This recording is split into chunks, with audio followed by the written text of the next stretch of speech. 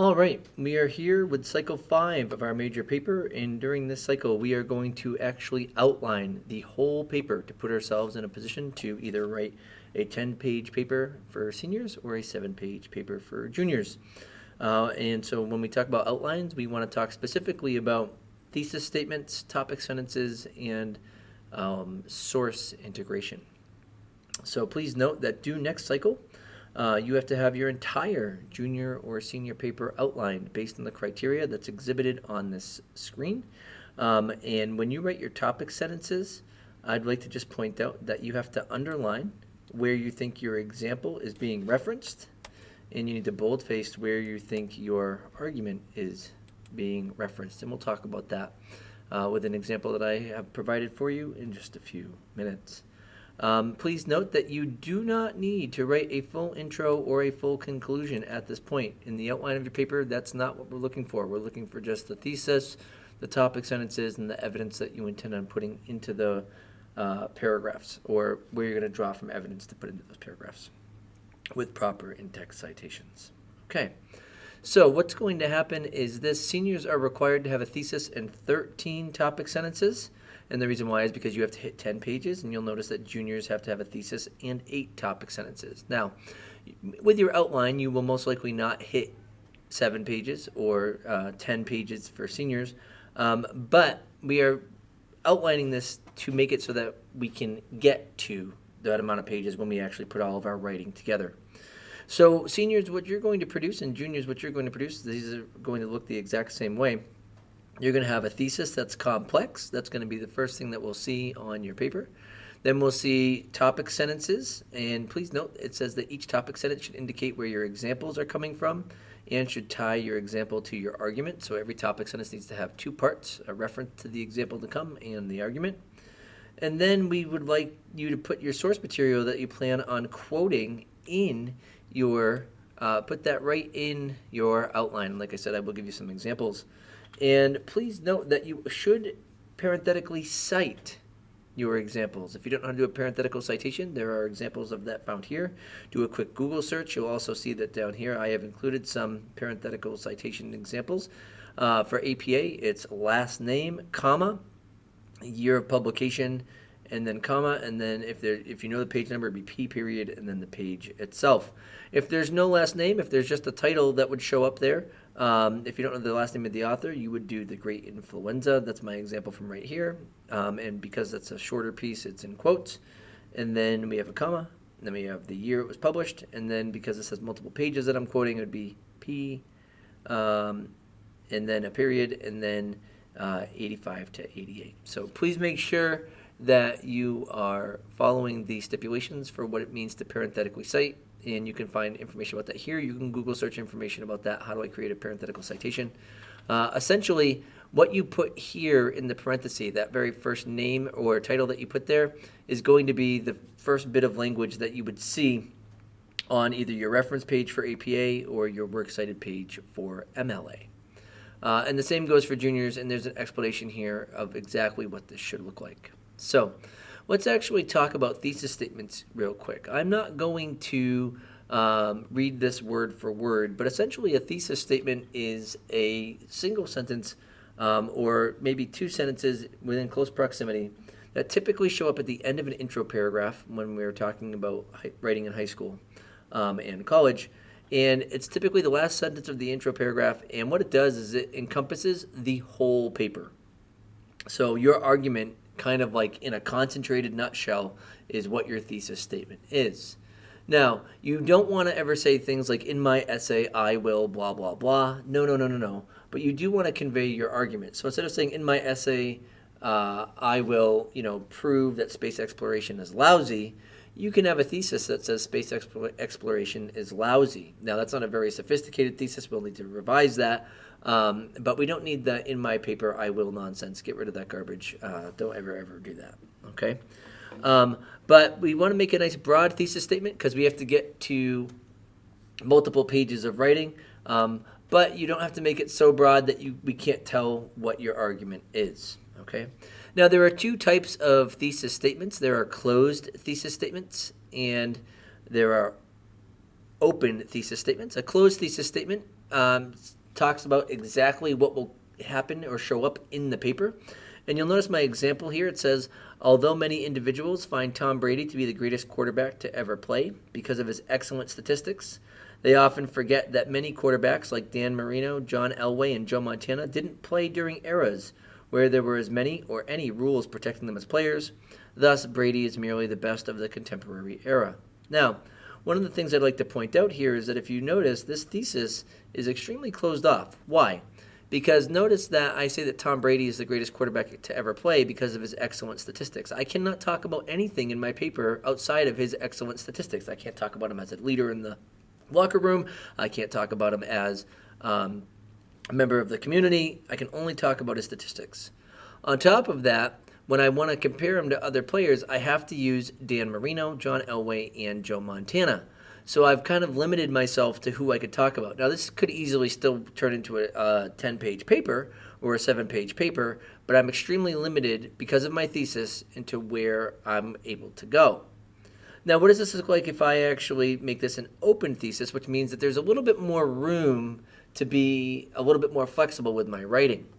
Notice how I just changed up my thesis. It says, although many individuals find Tom Brady to be the greatest quarterback to ever play. So I got rid of where it says excellent statistics because now I could talk about leadership, I could talk about his role in the community, and I could talk about his statistics. So I made it a little bit more open. They often forget that many other quarterbacks didn't play during eras where there were as many or any rules protecting them as players. Thus, Brady is merely the best of the contemporary era. And notice now I could talk about any quarterbacks that I want that fit in the many other quarterbacks, and I don't have to only limit it to the statistics. So you need to decide: do I want an open thesis or a closed thesis for my major paper? And that is a decision that you have to make. Now, with that being said, okay, what we want to do is we want to look at some examples of thesis statements that are closed and open as well for something that's not just arguing about football. So we'll do that right here, okay? I'm going to pretend like I'm writing a response to a prompt about space exploration, and I have to develop a position about the benefits of space exploration or something along those lines, okay? I have two examples here of thesis statements. My first one is nice and closed, and it says space exploration isn't beneficial because it promotes wasteful spending practices. So that's the first thing that I'm highlighting, and neglects to provide solutions for the world's most immediate needs. Now, notice wasteful spending practices is where I'm going to begin. I'm not limited to one paragraph with that, but I am limited to talking about wasteful spending practices. And then I have, it neglects to provide solutions for the world's immediate needs. Now, this is a little bit open because I didn't list out the immediate needs that the world has, but that's where I'm kind of stuck at producing my paper. So we have to realize this is where I'm closed off to, and every time I need to link back to the idea because it brings about wasteful spending practices, this is why it's not beneficial. So we're going to connect everything back in each paragraph to it not being beneficial. Same thing goes here. I'm going to give different examples of it neglecting to provide for the world's immediate needs, and then I'm going to talk about how that then makes space exploration not beneficial. Okay? Well, let's actually open this thesis up a little bit. It says, although space exploration has the potential to offer new opportunities for social progress, right? This right here is actually pretty open. I know that we're talking about social progress and new opportunities. Please note, I could talk about whatever opportunities I want, whatever social progress I want. Then I have its inability to adequately address a myriad of current global issues. So now this is nice and open here. Suggests such endeavors are not worthwhile. And notice that in both cases, I am indeed showcasing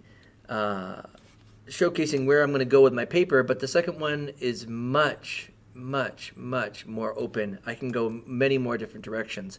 What I just underlined on the screen there too is really my core argument here in my paper, right?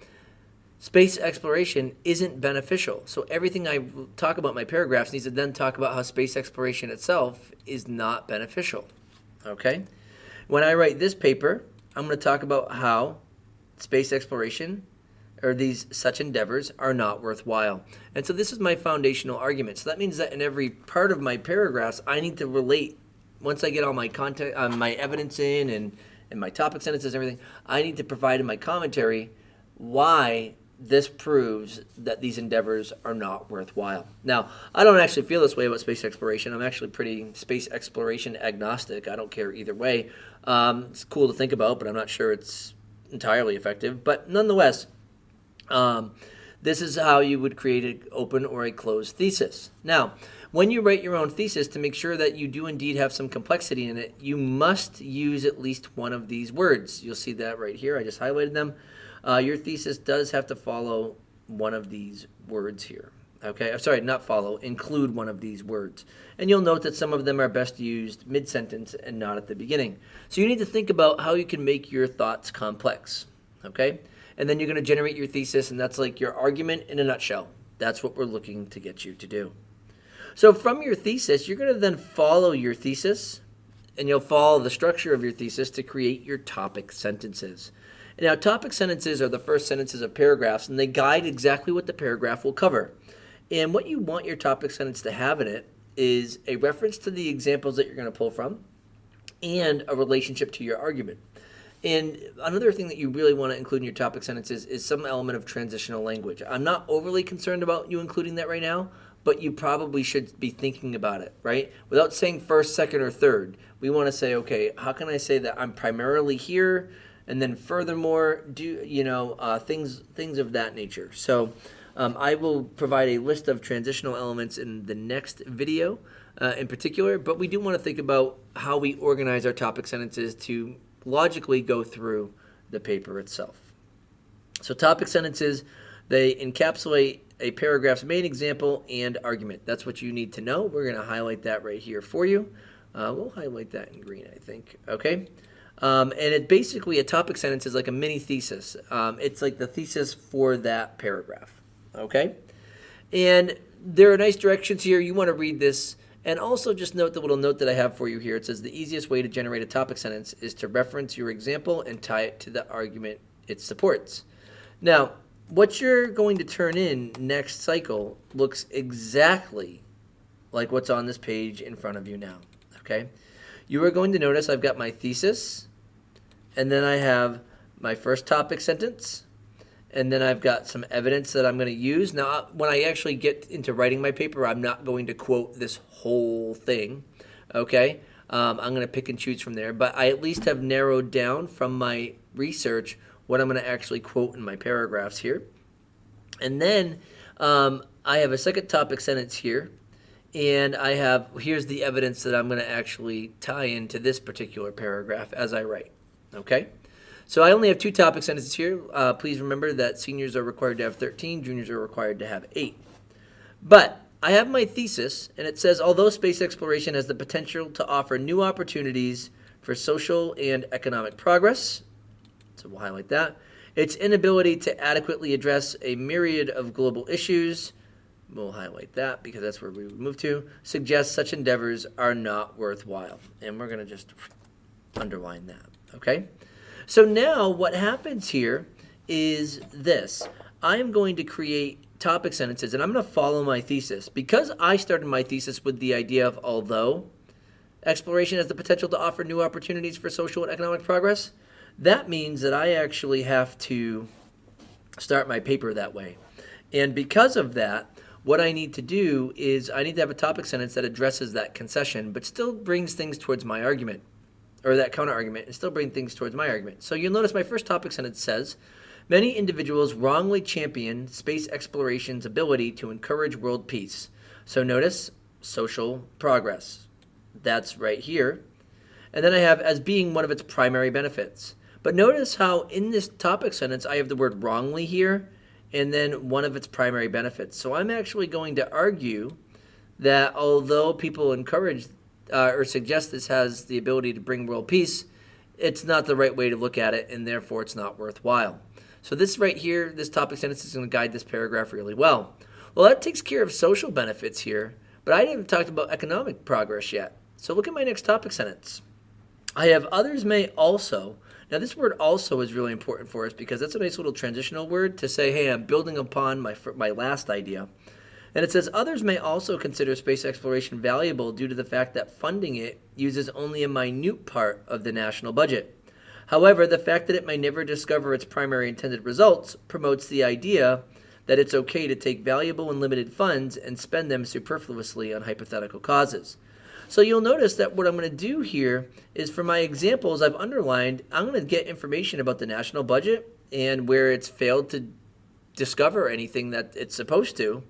And then I'm going to explain in this paragraph, when I actually write the full paragraph, that this shows that it's promoting the wrong idea. If I go back to my first topic sentence, right, what's my evidence going to talk about?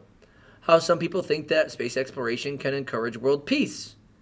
And then I'm going to talk about, here's how this could be beneficial, but here's why those people are wrong. And so my topic sentence is outlining my whole paragraph. I know I'm going to pull textual evidence from these areas. So what we're doing here, folks, is you can't actually copy and paste your entire source into here. You need to try to limit even more of the source selection and just put in the snippets that you want to pull from in your paper. So you need to really think about this, okay? So please note, you do have some outlining to do, and it's going to take a little while if you're going to be thoughtful about it, but this is what you want it to look like. It's going to be a thesis, and once again, either 8 or 13 periods. Another one little thing to note is that you'll notice that I have different sources underneath each topic sentence. We want to make sure that these sources are actually joining a conversation with one another. And you'll see here that I actually have 2 quotes from the same source here. That's fine, but I'm combining it with a chart here. I'm combining it with something from the National Institute of Health here. I'd also like to just mention one other thing. In my first topic sentence example with the textual evidence that comes underneath it, this right here is MLA formatting, and that's if you know the page number. This is if you don't know the page number. The second one actually has APA formatting, where we have the last name and the date and the page number if you know it. And if you don't include the page number. With both of APA and MLA, though, if you don't know the last name of the author, if that's not what's available, you're going to actually just include the title of the piece because you're going to cite exactly what was on the works cited page. Those first few words you see on the works cited page if it's not a author's last name. And you can look that right up in Google. You can just say, how do I produce in-text citations? There's plenty of references for it. You can watch YouTube videos about it as well. Okay? So that's what you need to do. You need to outline your paper for the next cycle, and we look forward to seeing you then.